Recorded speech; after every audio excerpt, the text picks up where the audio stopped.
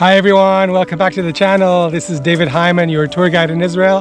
Today's tour is to the Jezreel Valley, to one of the archaeological mounds, one of the tells. The tell we're going to visit today is called Tel Shimron. You can see it's a very steep hill. Tell is the word we use to describe an artificial, man-made hill that is built out of layers of civilizations stacked one on top of the other. Israel has thousands and thousands of archaeological sites, but about 100 of them are tells. Out of the tells that we have, about 20 of them have been properly excavated, which means that there are many that have not been touched. And this is a great opportunity for us to wander around and do our own survey of this tell here, Tel Shimron. So Shimron was an extremely important city-state during the Canaanite period between the 15th and the 12th centuries BC due to its location on the north part of the Jezreel Valley. We know this because of documents found in the archives in Egypt called the Amarna letters, correspondence directly between the king of Shimron and the pharaoh. We also know that from the biblical accounts in the book of Joshua, when the battle between Joshua and the kings of the Canaanite kings, the king of Shimron participated in that battle.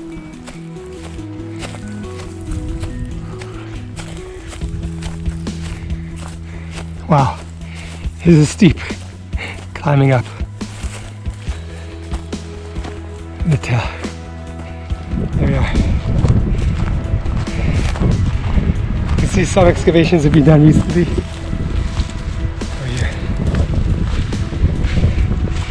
So they found a structure here.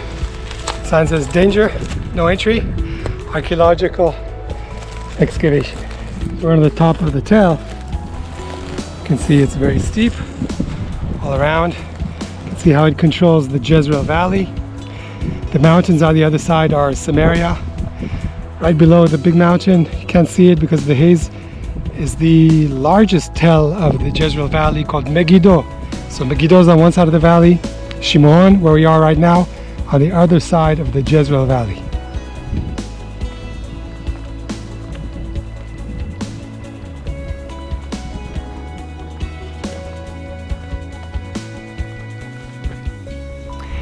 And the mountain over there, that's Mount Carmel, Haifa. So in the recent years, there have been excavations here in Tel Shimron. These are some of the boxes that were opened up maybe a couple of years ago. The teams that have been excavating, they're from the Museum of the Bible in Washington, D.C. And the other team is from the Tel Aviv University. These two teams together have got a license to excavate this tell here, Tel Shimron. The reason they want to excavate here is because no one has done that before. There were a few minor digs. I think Professor Avner Rabban dug here in the 70s, and maybe 1929 there was a small excavation by Professor Sukenik. But and since then, hardly anyone excavated Shimron.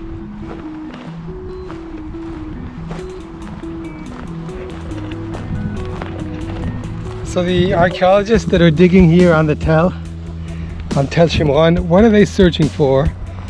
They're searching for an ancient city that was here at this location between the 4th and the 2nd millennia BC. So we're talking biblical times, Bronze Age and maybe halfway through the Iron Age.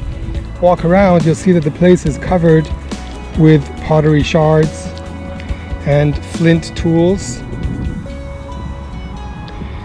and therefore the survey tells us that this is a place that if you dig, you will find the ancient town.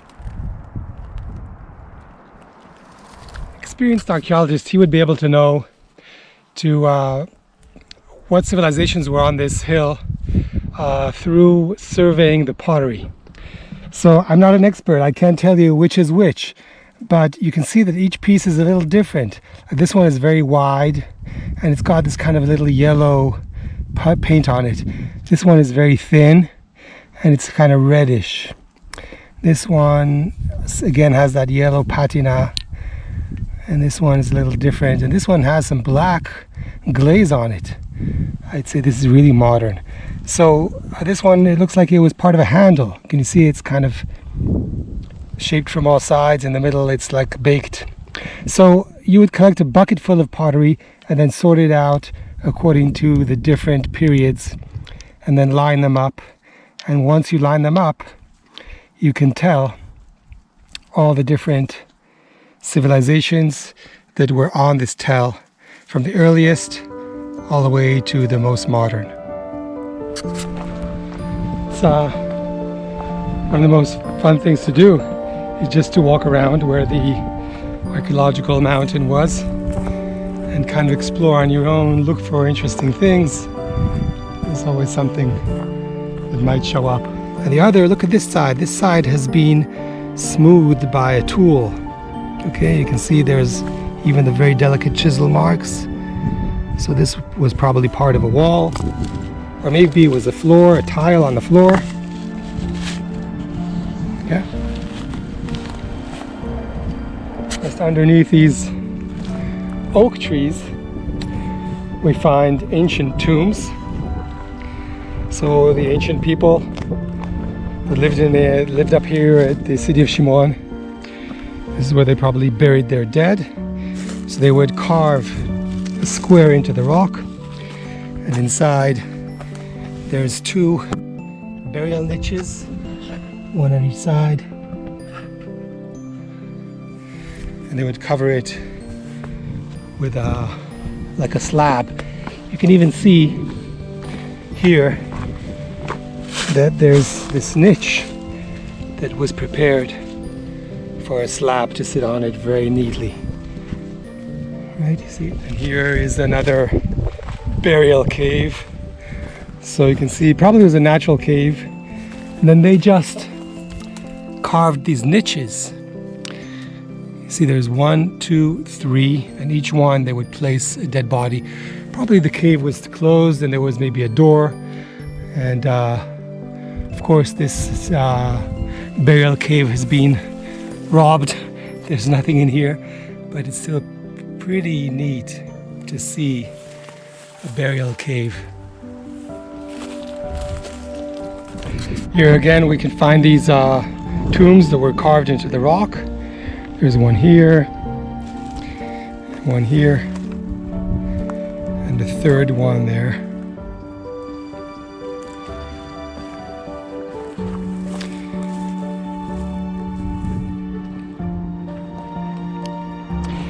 There's the cemetery of Nahalal. We'll visit it in a few minutes. There's my van. Moshav Nahalal, the round one, the first Moshav. Maybe the most famous Moshav in Israel, founded in 1921.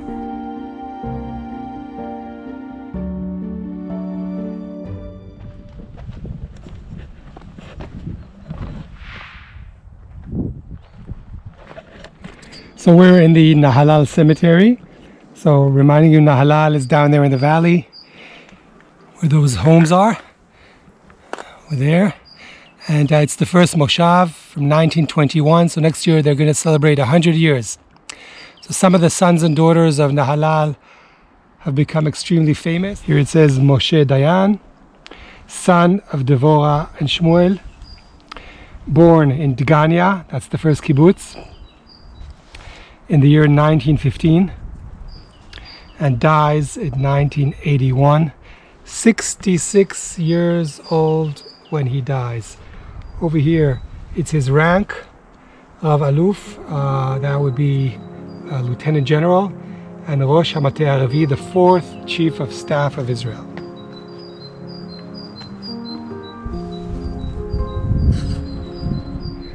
Down here, this is the last place of rest for two of Israel's really big heroes. Ilan Ramon. Ilan was an Israeli Air Force combat fighter, and was selected to go to NASA and be Israel's first astronaut. And he was on the Columbia spaceship on the mission that never made it back. So it says here that he is Ilan Ramon, the son of Tony and Eliezer, born in Ramat Gan, 1954, and died during service in the shuttle Columbia on February 1st, 2003. 48 years old. There's his rank. And here it says, Astronaut Israeli Rishon, Israel's first astronaut. And these are words from a very, very famous song by one of our most beloved poets, Rachel. Will you hear my voice wherever you are? Signed, Rona. And then 6 years later, his son, Asaf Ramon, who was also in the Air Force, also flying F-16s, crashed with his plane in active duty. This happens in 2009. He was 21 and a half years old, Asaf Ramon.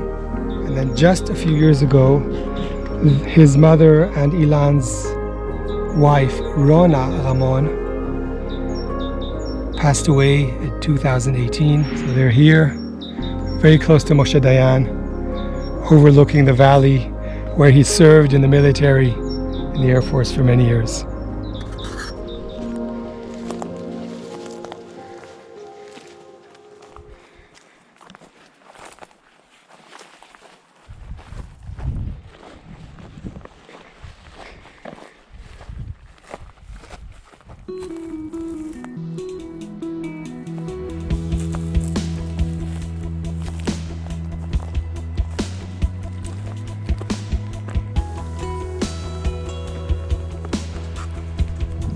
Okay everyone, I hope you enjoyed this tour of Tel Shimron in the Jezreel Valley. So if you did, please give me a big thumbs up. Don't forget to subscribe to my channel. Take care. Shalom shalom. See you on our next tour. להתראות.